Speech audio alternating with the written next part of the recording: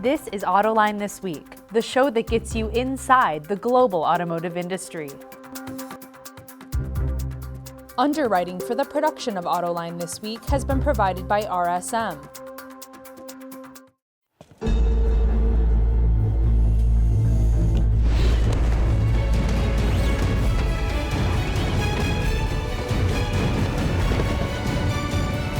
Prepare for challenges specific to your business by working with trusted advisors who help turn obstacles into opportunities. Experience the power of being understood. RSM, Audit, Tax, and Consulting for the Middle Market. And now, here's your host, John McElroy. I want to thank you all for joining us on Autoline This Week. Today, the conversation is all about electric cars. They're fantastic. They're great to drive, but they've got some issues. What about end of life of these vehicles? And how are we going to make money selling these things? And joining me for the conversation today include Dave Filipe. He's the Vice President of Global Powertrain Engineering at Ford. And Kevin Roberts is a Senior Analyst with Global Automotive and Transportation at EY. Thanks for being here, guys. Happy to be here. Thank you. So, Dave, let me start with you. It's, like I said, EVs, fantastic. Smoother, quieter, faster. But nobody knows how to make money on them. And here's an industry that's under the gun all around the world to come out with more and more EVs. Is the industry making progress fast enough to where they're going to be able to make a profit on these cars? Because I'd like to point out, Tesla sells more electric cars than everybody else, at least in this market, put together, and they can't make a profit on them. When's that point come?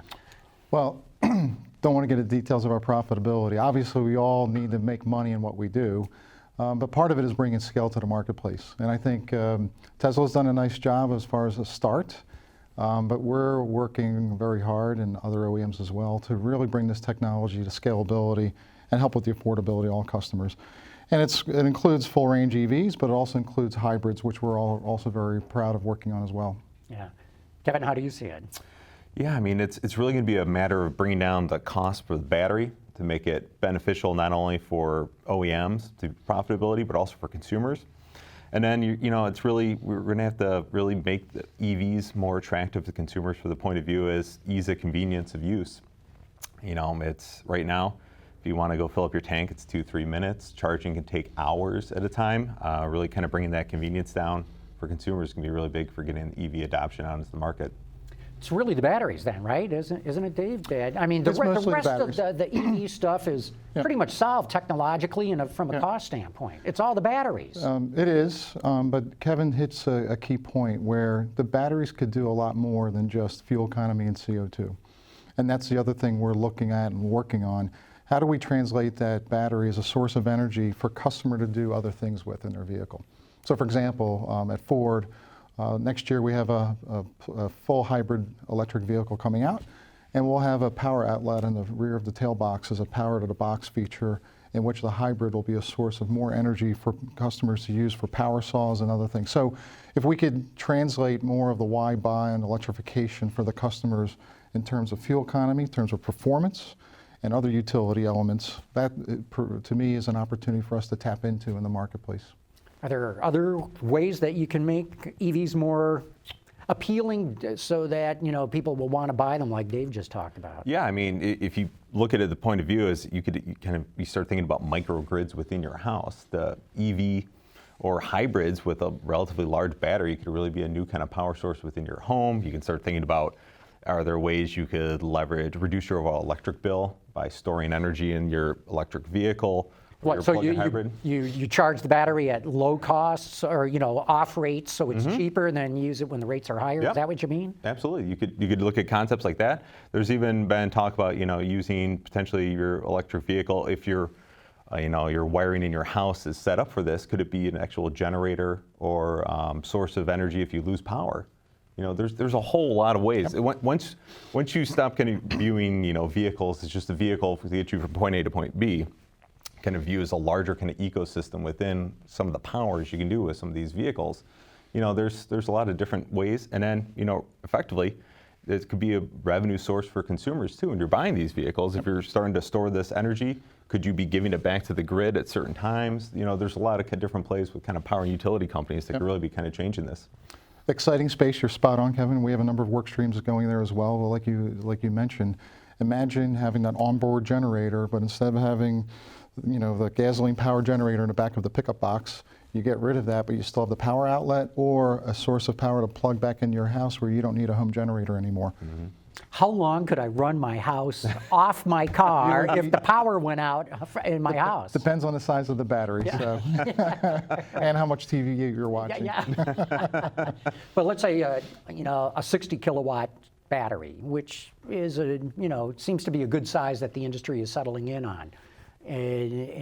Could I run it for a full day, or would it only be a few hours, or? Well, it depends how much electricity you're pulling, but well, let's say, it would be I'm not going crazy. it would power your appliances in your home pretty readily. Yeah, okay. For a good portion of the day. Yeah, it's a thing where you have to decide, are you running full tilt, or are you just running on auxiliary type functions? But yeah, it's absolutely, you could probably get through a decent power outage running off your But battery. if your vehicle, if your hybrid or full electric vehicle has a source of power for you to do that, is that something that would be more appealing to you, and hence, something that's more attractive for electrification? Because right now, electrification has historically been seen as something as, just environmentally green, CO2, which it does, but it has a lot more potential, and I think that's the secret to success. Mm-hmm.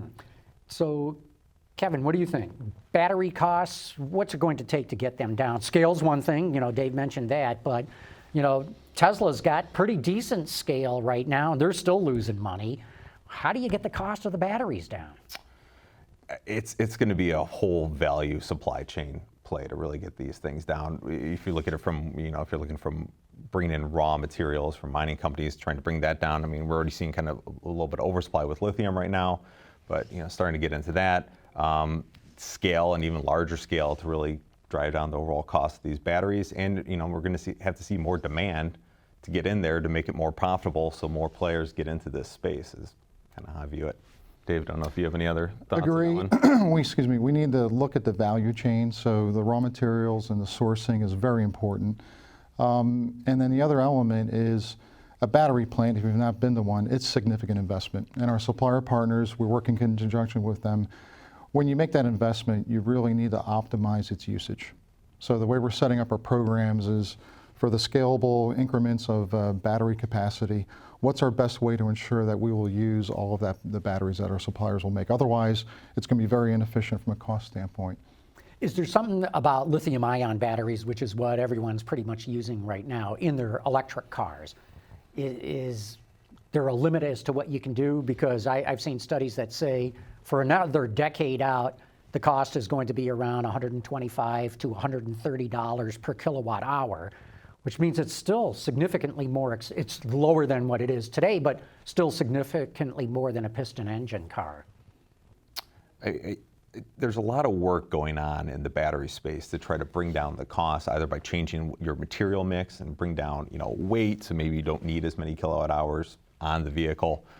So I think if you look at it from the battery industry, they're working hard to, either improve profitability or reduce costs, and then really, seeing if there's different kind of mixtures out there you can run with these batteries to really get them more profitable. But I mean, it's economics at a certain point. It's going to take some time to really get to this point where it's going to be, the cost-benefit analysis works great for everyone.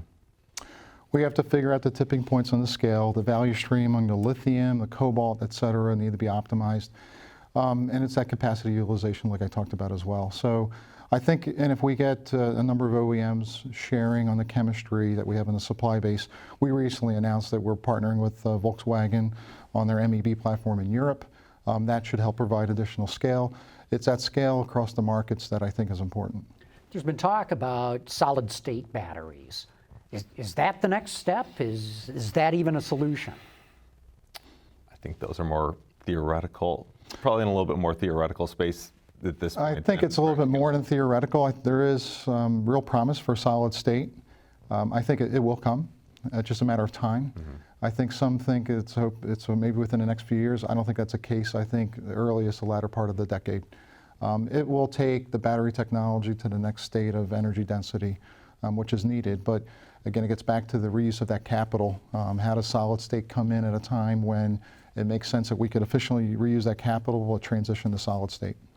How much does the rest of the electric powertrain play a role in this? Can you make the motors more efficient? Can you make the inverters more efficient?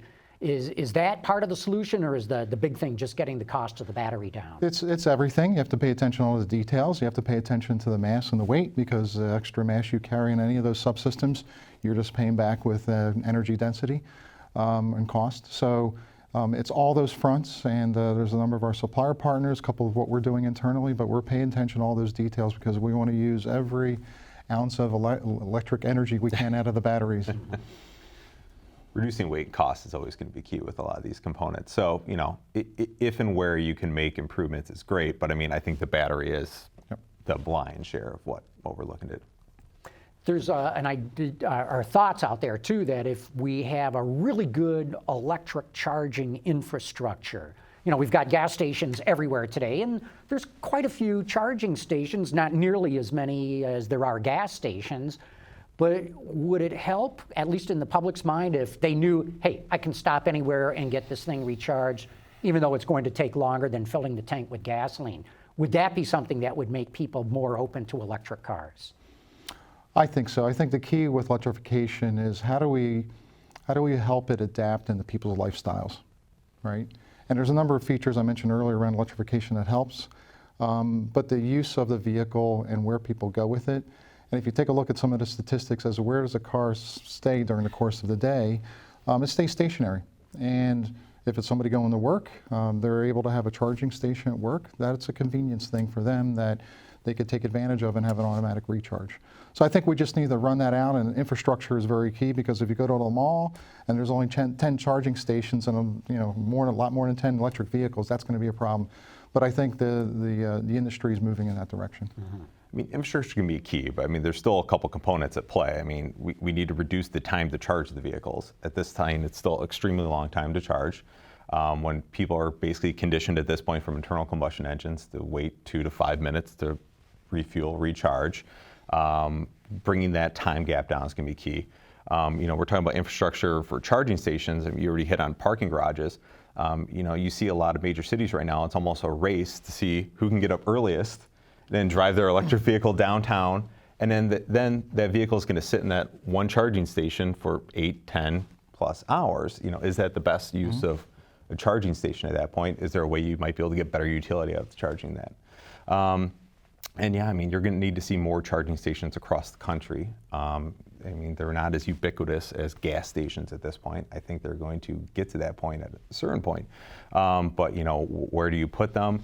If charging still takes up to an hour, how many charging spots do you need to effectively recharge a vehicle? There's still a lot of issues through the whole value chain there that need to be solved. Most people who have an electric car today charge it up at home. They may not have a level 3 charger, but they probably have a level 2, 220 volt. So they're leaving the garage with a full tank every morning going to work. But you know, if you live in an apartment or something like that, you know, I would imagine that's where a public infrastructure is far more important. Is that what's going to be one of the things that really opens up the market for EVs? So I guess it depends if you're still looking at the ownership structure, which is today, which is primarily individual consumers owning a vehicle, or are you looking at a future state where you might assume more mobility play and more of a subscribe to service for vehicles? It really depends. If you're still assuming individual consumers are going to be there, do you want to start modifying meter stations to have electric chargers in them as well? It gets good to a relatively large cost there. I think there's an overall kind of mobility play here that as you move away from individual consumers owning vehicles to more kind of fleet shared vehicles and mobility space, then electrics also make a lot of sense there, because you can have a set storage space to put those vehicles at a set period of time somewhere to garages and individual consumers and charge them. I think, Kevin, you're right. I think that's how we need to think differently in terms of electrification in the future. How does mobility and the dynamics of multiple vehicles accessible for the customer? Because it's the ease of access to those customers to get into a recharged vehicle. It may not be the one they came out of an hour ago, right? But it's something of those terms that we need to think about moving forward. Let's go back to the batteries for a moment and talk about end of life. Because right now, no one knows how to recycle these batteries. And of course, one of the appeals of electric cars we talked about is they're green components. They're good for the environment. Well, 10 years from now, maybe that doesn't look so hot if we can't recycle them. Dave, I'm sure you guys are working on this. Yeah, Ford, we've got a number of really smart people looking in this space. And you're right, it needs to be addressed. We are projecting by 2030, there's going to be 2 million tons of end-of-life batteries. Now, we could take them out of vehicles now, repurpose them into near-term storageable, energy stations, et cetera. But even beyond that, it's just postponing that you need to deal with them end of life. And today, there's probably two paths. There's a path of a hydrometallurgical process where you could strip away with chemicals and recycle, and there's a pyrometallurgical where you just have to incinerate it back to the natural chemicals. That recycling is important. And I think, unfortunately, I'll say 95% of conversations around upfront, early purpose and usage of BEV vehicles.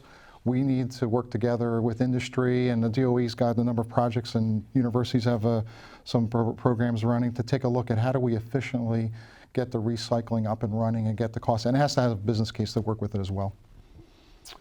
Yeah, I mean, so there's lots to unpack when you get into this one. I think it's been a really easy topic of saying, electric vehicles are great. People should start driving electric vehicles, but there's a whole, end of life, I guess for better use of term, of what to do with these vehicles. I mean, first question is, who owns the batteries? Does it make sense to have individual consumers buy the battery when they purchase the vehicle? Or does it make sense for potentially OEMs or suppliers to still own the battery pack and effectively lease it out and then still have ownership rights to that vehicle, to that battery when it comes to its end? We already mentioned potential alternative uses. When a battery pack isn't right for a vehicle anymore, there's still other potential uses. Could you use it as, an additional power source for your home? Could it be used in a factory somewhere? Some aspects like that. So, what are some issues there? And then getting it back to its raw materials at the end. So I really think it's a situation where it's not just going to be an automotive situation to solve. This can be a mining and metals company issue to solve. Power and utilities need to get involved in this. There's a whole much larger kind of ecosystem that needs to get in play here to really kind of make this be worthwhile and valuable. Dave, how do you see it going? Your customers going to own the battery, or would Ford consider owning them? Well, I think we need to sort that out, and I think different governments have different perspectives. No matter what, we want to be part of the solution. We want to make sure it's done in a very efficient and appropriate way. We want to try to put together the infrastructure with the right partners to look at the infrastructure to get the recycling in place. I've heard this talk of reusing EV batteries, and there's all this talk of, the electric generating companies could use them, especially for renewables, solar and wind. I've talked to the utilities. They said, no way are we buying used batteries. New ones? Sure, we're interested, but not used ones. So I'm not sure, is this actually going to happen? Is there anyone seriously talking about reusing batteries? Once, as you guys note, they're no longer good for a car, but they can be used for other purposes. But is anyone seriously putting that practice to work, not just talking about it?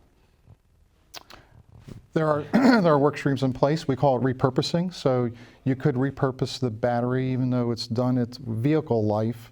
It still has utility for a charging station. But is anyone doing that? There are some work streams up and running. Okay, but they're just pilot programs. They're pilot programs, yeah. Right. Yeah, I mean, I don't think we've seen a scale enough of EV batteries out there to really scale this up to any real outside of pilots at this point. Yeah, okay, that makes sense. And going back to the materials, it's one thing to technologically be able to separate the batteries down to their individual materials. It's another thing for there to be market demand to use those materials, because it might be expensive to recycle them, and unless there's some other scheme in place, any company that's looking to buy materials is going to go for the cheapest one. I'll use the example of plastic right now. We have a lot of plastic in cars. We know how to recycle it. There's no market demand for it because virgin plastic is cheaper.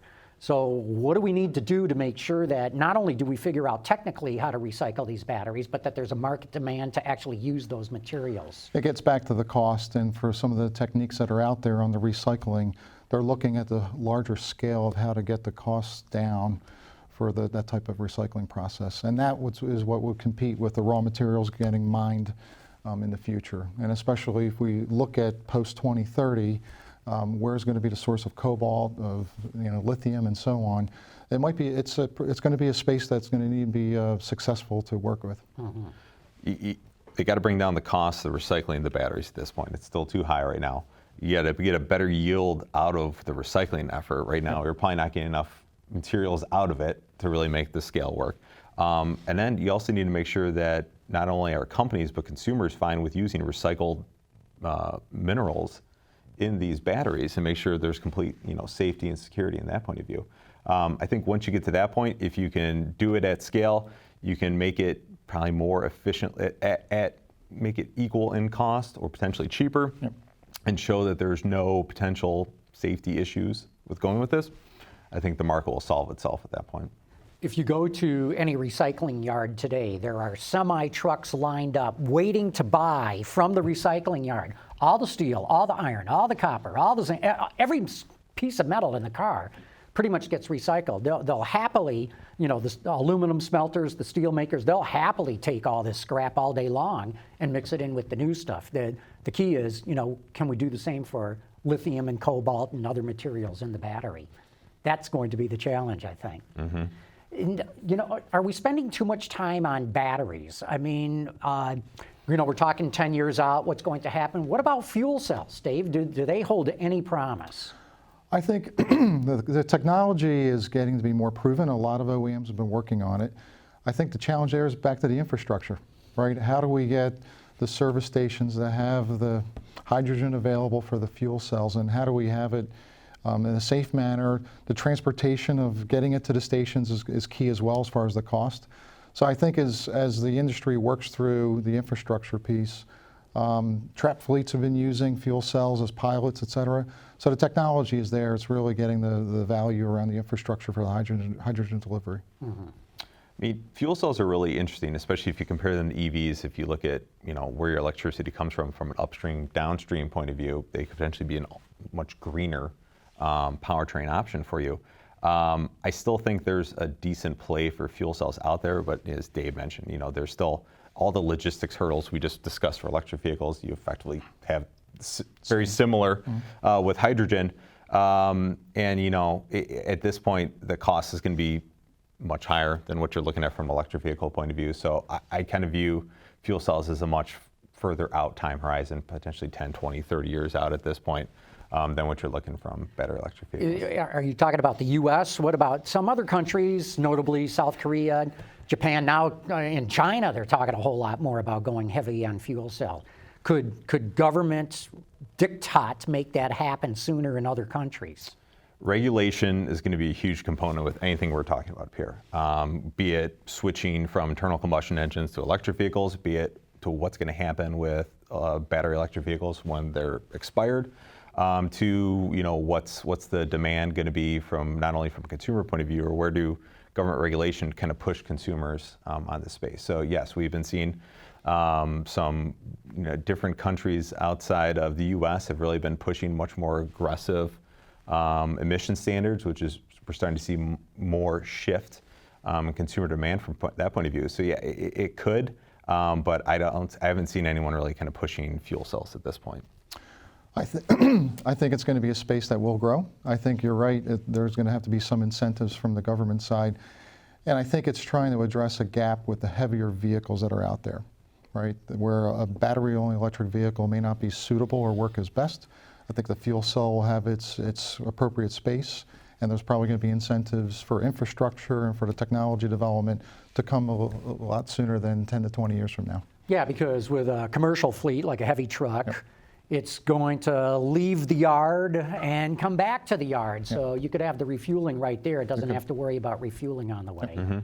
And presumably used at ports, for example, where you have a heavy concentration of trucks and ocean-going ships, potentially a lot of air contamination there, so it might work there. And Dave, coming back to the battery recycling, looking at it on a global standpoint, do you see this discussion happening elsewhere too. Are they talking about battery recycling in Europe and China as well? Well, they are, but not to the extent that I think is needed at this point. So it needs to accelerate. We know all the electrification is coming. I'm not sure if we've really sorted out with all the pilots what is the longer-term solution to get the recycling mature and in place. Well, Kevin, any thoughts? What about in the rest of the world? Every country, I think, is relatively going through the same steps that what you're seeing here in the U.S. I think every country is kind of working through it at varying levels of speed, but everyone's still trying to work this through. I don't think anyone's really come up with a concrete, foolproof plan at this point, but I think everyone's still kind of grappling with what's this going to look like. So a lot of promise with electric cars, government mandate for electric cars. So far, nobody's making any money on them. Still have to figure out how to recycle them. I think you guys got your hands full for another decade here. Well, you'll have us back, I'm sure. Yeah, Absolutely. I'm sure I will too. So Kevin, what are you working on then in this regard? How do we move this forward? So I really think it's, how do you start kind of taking a step back and looking at just from an automotive point of view, and how do you really start kind of working with a lot of other industries out there? And how do you really, get synergies not only from, mining and metal companies, power and utility companies, leveraging with our automotive companies who have a lot of experience with the vehicle side, and really kind of get a whole kind of value supply chain out there that could be beneficial for everyone, including the consumer. Well, one thing I've learned watching this industry for many a decade now, it'll figure these things out. Yeah. And you guys are going to be on the forefront of figuring it out. So Dave Filipe and Kevin Roberts, thank you so much for sharing your insights today. Thank you, John. Thank you.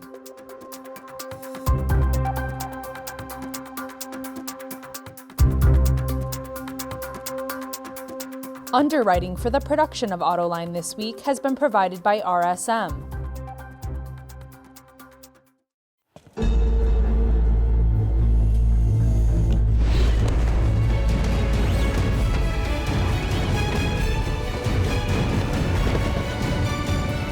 Prepare for challenges specific to your business by working with trusted advisors who help turn obstacles into opportunities. Experience the power of being understood. RSM, Audit, Tax and Consulting for the Middle Market.